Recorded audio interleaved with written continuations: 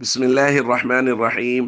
عن موسى بن عقبة رحمه الله تعالى قال: رأيت سالم بن عبد الله يتحري أماكن من الطريق فيصلي فيها، ويحدث أن أباه كان يصلي فيها، وأنه رأى النبي صلى الله عليه وسلم يصلي في تلك الأمكنة.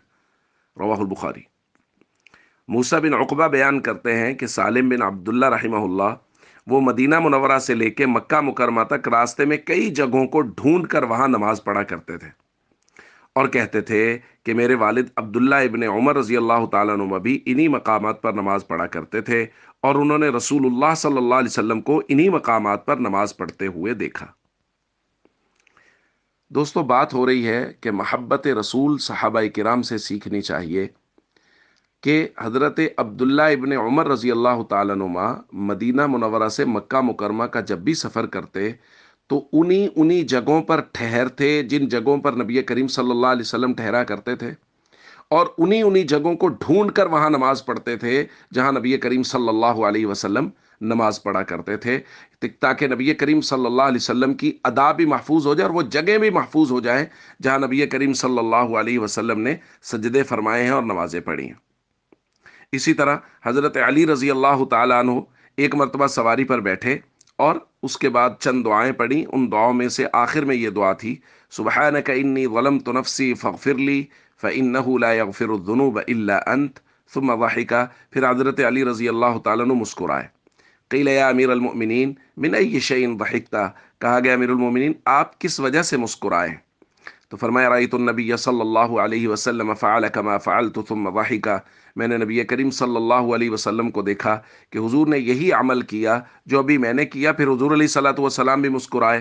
فقلت، تو میں نے عرض کیا: یا رسول اللہ من ای شیء ضحکت، آپ کس وجہ سے مسکرائے ہیں؟ تو نبی کریم صلی اللہ علیہ وسلم نے ارشاد فرمایا: ان ربک یعجب من عبدی، اللہ اپنے بندے سے اس وقت خوش ہو جاتے ہیں اذا قال، جب وہ بندہ کہتا ہے اغفر لی ذنوبی، اے اللہ میرے گناہوں کو معاف کر دے۔ یعلم، اور بندے کو اس بات کا یقین ہے کہ انہ لا یغفر الذنوب غیری، کہ میرے علاوہ بندے کے گناہوں کو اور کوئی معاف نہیں کر سکتا۔ اس سے اللہ خوش ہوتا ہے، اللہ خوش ہوتے ہیں تو اس وجہ سے میں خوش ہوا۔ حضرت علی رضی اللہ تعالیٰ عنہ نے نبی کریم صلی اللہ علیہ وسلم کو یہ دعا پڑھنے کے بعد مسکراتے ہوئے دیکھا، تو انہوں نے بھی مسکرا کے لوگوں کو دکھایا کہ حضور نے اس کے بعد اس طرح مسکرا کے دکھایا تھا۔ تو ایک ایک عمل صحابہ کرام نے نبی کریم صلی اللہ علیہ وسلم کا محفوظ کیا اور امت تک پہنچایا۔ صحابہ قرآنی شخصیات ہیں، امت کا سب سے معتبر طبقہ ہے، لہٰذا صحابہ کرام کے بارے میں یہ بات سمجھ لیجئے کہ جو صحابہ کرام سے کسی ایک صحابی کی بھی عزت اور احترام میں کمی لاتا ہے، وہ شخص اس کا اسلام کی بنیاد پر ہی گویا اعتقاد نہیں بن رہا۔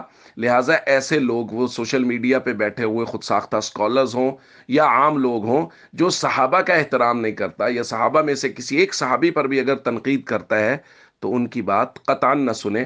ہمیشہ صحابہ کرام پر اعتماد رکھیں کہ انہوں نے مکمل دین نبی کریم صلی اللہ علیہ وسلم سے لے کے امت تک ہم تک پہنچایا ہے۔ والسلام علیکم ورحمۃ اللہ وبرکاتہ۔